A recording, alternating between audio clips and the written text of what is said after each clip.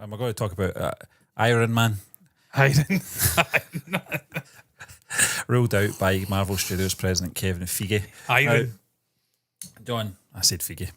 That's what they say, wasn't it? With Vanity Fair, I'm Iron Man. Marvel Studios president Kevin Feige dispels rumours about the return of original Avengers, particularly Robert Downey Jr.'s Iron Man and future phases of the Marvel Cinematic Universe, MCU that is, by the way, addressing the significance of Tony Stark's emotional final moments in Avengers Endgame. Feige emphasises the studio's commitment to preserving the pivotal moments achieved after years of hard work. Despite Downey's integral role as Iron Man, Feige recounts Marvel's initial hesitation in casting him due to a past legal troubles. I'm not going to read into that, John, because it's there anyway. It's a very, very short and sweet, but it gets to the point.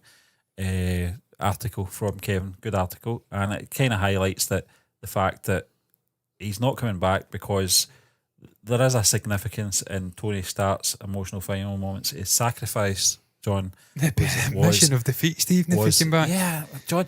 Wow, my dog. You know when we watched... It was Far From Home, the zombie Iron Man. I went, okay, that.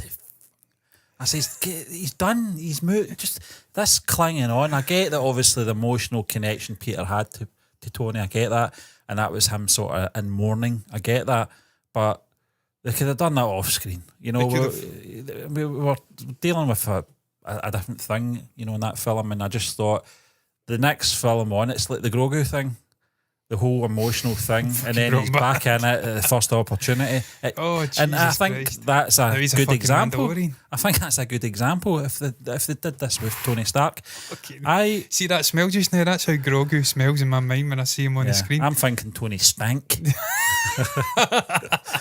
you remember that scene from your man Tony Stank? What's his name? Stanley. Yeah. He was delivering a pass or something like that. Tony Stank. Right, cameos, they were great back in the day. And miss that guy. John, I'll be honest, Robert Downey Jr., not his biggest fan. I think at times, I think he's great. As a person, he's great, John. I'm talking about in acting. I think he's Robert Downey Jr. and everything he's in. That's not a bad thing. Don't get me wrong, it's not a bad thing. But what I'm saying is, do you like the Sherlock movies? I'm not a shill when it comes to Robert Downey Jr.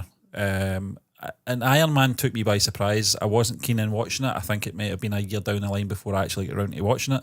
Yeah. And when I did watch it, I went, that's good. That is really good. And I like Robert Downey Jr. in this. It's fantastic. Stephen, you put me onto the Dark Knight trilogy as well. I was late to the party with that as well. And the whole you, to be fair. Emotional journey, not just his final moments, his whole journey, his transition from this selfish playboy in that first movie right through to his sacrifice in Endgame was just an emotional rollercoaster. Stephen, I maintain he should have been nominated for an Oscar for his work as Tony Stark, just as a cumulative story. I think he was in 2008. Was he? But Heath Ledger got it. No, I mean at the end for 20. At the end, just for the journey where he went as a character. I know they don't do that. It's based on a singular sort of performance.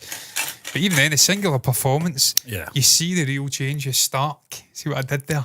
Changing the character in that movie. Stark contrast in the character. It's remarkable. He's went from this self-absorbed billionaire playboy. Was he ever a playboy? I'm thinking about Bruce Wayne again, aren't I? He's like Marvel's philanthropist.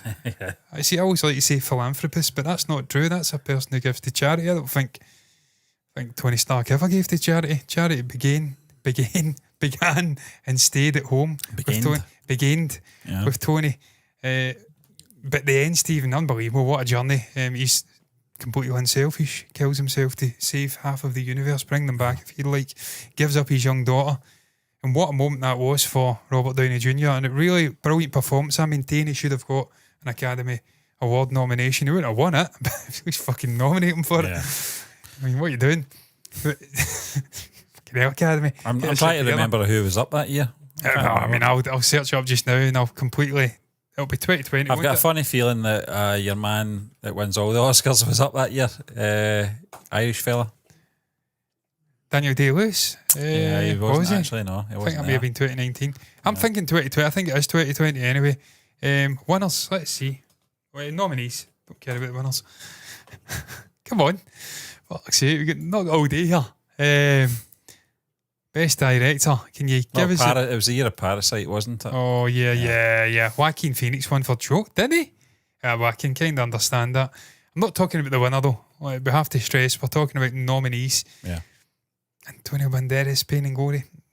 With him, I liked Marriage Story. Yeah. I liked Adam Driver in Marriage Story, but I think we could move Adam aside and put Robert Downey Jr. in there. Just as recognition for the performance and the arc that character went on for 11 years. 11 years. But Stephen, getting back to the main point of the topic, I completely agree with him. Yeah. He shouldn't come back.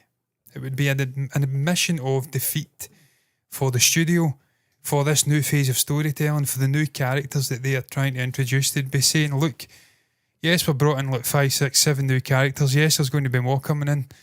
But fuck that, let's bring Tony Stark back. Here's Robert Downey Jr., whip him out. Yay! Let's bring Chris Evans back as Steve Rogers. Hello, boys, I'm back. Tony Mackie, he's Captain America. That's quaint. Here's Steve Rogers. Yeah. Just pointless, completely pointless, man. You'd be throwing all the work that you've laid down for this new phase, whether you think it's of any great. The whole thing would collapse and with no stakes whatsoever. It would. I mean, they did that anyway, to be fair. How many fucking characters died and then were brought back time and again? Did they not have a name for that back in the day?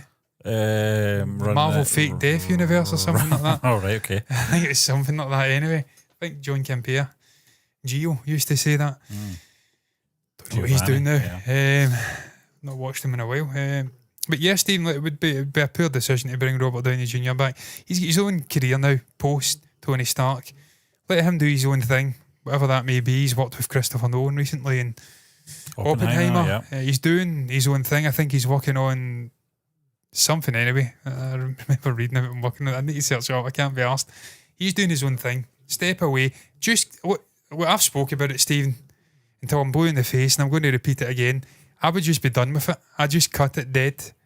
Move on. Leave a 5, 6, 7, 10-year gap. Start again. Yeah. And you can have start again. The you can X-Men have the X-Men. You can have Captain America, Four. Steve Rogers. You can have Tony Stark again. You can have all of the gang back.